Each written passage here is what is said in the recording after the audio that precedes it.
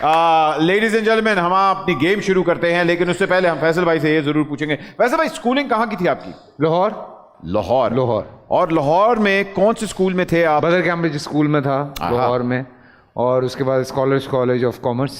अरे वाह। फिर उसके बाद सीधा एवेन्यू स्टूडियो। ओए मतलब कॉलेज के बाद ही आपको डंग लड़ गया? सेकेंड ईयर के पेपर्स मेरे बाद में हुए हैं, मैं पहले फिल्म करने चला गया था। हैं जी। ओए अब्बा हुजूर को पता था? अब्बा हुजूर ही मान गए थे, अम्मा नहीं मान रही थी। अरे वो हाँ, लेकिन अफसोस ये है कि अब्बा देख ही नहीं पाए, अरे वो पहले ही चले गए, तो ये अफसोस है। मगर आई एम श्योर वो वहां बैठ के तो अभी तक देख रहे होंगे, इसलिए उन्हीं की दुआएं लगी हुई अभी तक। बिल्कुल। स्कूल के अंदर कैसे बच्चे थे? मार खाने वाले बच्चे थे, लेट आने वाले बच्चे थे, रोने वाले बच्चे थे, या पढ़ाकू बच्चे? नहीं, पढ़ाकू इतना को पढ़ाकू नहीं था, लेकिन शरारती था, लाडला था, क्योंकि बचपने से एक्टिंग कर रहा था तो फेमस था। बस के असेंबली के अंदर और हर ड्रामे के अंदर आपने होना है। हाँ, क्योंकि वो बचपने में इमरजेंसी वार्ड और अंधेरा उजाला, बच्चों की अदालत और बेतहाशा ड्रामा 84, 85, 86। आप तो पीटीवी में भी आपने पीटीवी के जो प्लेस थे, तो इसकी वजह से वो स्कूल में, और उस जमाने में आपको पता है पीटीवी वाज लाइक, आप रात को आपका ड्रामा चला है, सुबह आप स्टार हैं। बिकॉज कराची से खैबर तक हर बंदा आपको जानता था। ये उस जमाने में भी पीटीवी पे गया था, इसको अभी तक कोई नहीं जानता। कोशिश कर रहा है, कोशिश कर रहा है। तो बस ये इस वजह से, लेकिन ये है कि हाँ, पढ़ाई में थोड़ा सही था।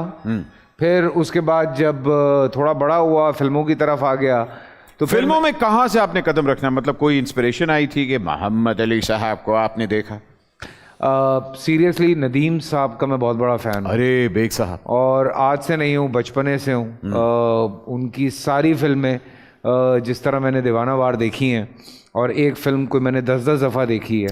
तो नदीम साहब मुझे बचपने से बहुत पसंद है, मतलब वो हर आदमी का एक हीरो होता है। बिल्कुल। तो मेरे नदीम साहब थे, मुझे बहुत पसंद थे। मतलब आपको भी उस टाइम पे नदीम एरिया हो गया था? बाकायदा आज तक है। बिल्कुल। मतलब अभी भी कई लोग मुझे कहते हैं कि यार कभी कभी लगता है कि नदीम साहब को हम देख रहे हैं, तो मैं कहता हूँ यार मेरे लिए बड़ी खुशी की बात है। क्या बात है, क्या बात है जी, वाकई।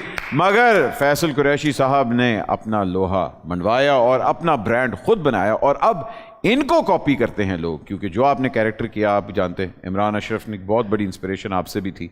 आपने जो कैरेक्टर प्ले किया था वो भोले से इंस्पायर्ड बोला, पता नहीं, लेकिन Imran have done a great job. He is a very good actor. मगर वही ना, आपके शेड्स अब नजर आते हैं, आपके शेड्स अगली जनरेशन में भी नजर लेकिन आते पता है, वो देखो होता ही यही है। मैं भी जब इंडस्ट्री में आया एज फिल्म एक्टर मैंने काम किया, तो there were lot of things to do, but मैं जब देखता था कुछ एक्टर्स को जो वर्सटैलिटी की लिस्ट में बहुत कम नाम थे, जी, तो मैंने कहा नहीं यार, मुझे इसमें जंप करना है।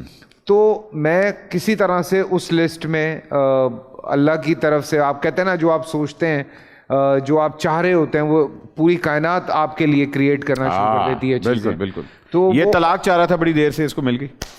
ऑटोमेटिकली वो चीज़ें होती चली गई, और मुझे अलग कैरेक्टर्स, मतलब स्क्रिप्ट आता था तो वो एक अलग कैरेक्टर होता था कि we really want you to do this character. तो फिर वो चीज़ें होती गई, तो अल्लाह का शुक्र है कि इस तरह के कुछ कैरेक्टर्स हो गए जिसमें वर्सटैलिटी मुझे करने का, जो भी कैरेक्टर बड़े आइकॉनिक कुछ मुझे एक्टर्स नजर आए, जिनमें एक ऑब्वियसली हमारा इमरान है, जो अब इस लिस्ट में है कि नहीं यार मुझे मुस्तकिल वर्सटैलिटी करनी है, वरना there are lot of actors जिनको अगर आप इस तरह का कैरेक्टर ऑफर करें तो वो मानते नहीं है कि नहीं यार मेरा पता है इमेज खराब हो जाएगा, मुझे फिर एड्स नहीं मिलेंगे। So Imran is one of them जो कहता है कि नहीं यार, लेट मी प्ले, कि क्या है, अच्छा इस तरह का कैरेक्टर है, मैं करूंगा। मैं 100% एग्री करता हूं, लेकिन मैं ये भी कहता हूं कि आपकी इंस्पिरेशन अब आगे नजर आ रही है। बोल एंटरटेनमेंट के शोज देखने के लिए हमारे चैनल को सब्सक्राइब करें और बेल आइकन पर क्लिक करना ना भूलें।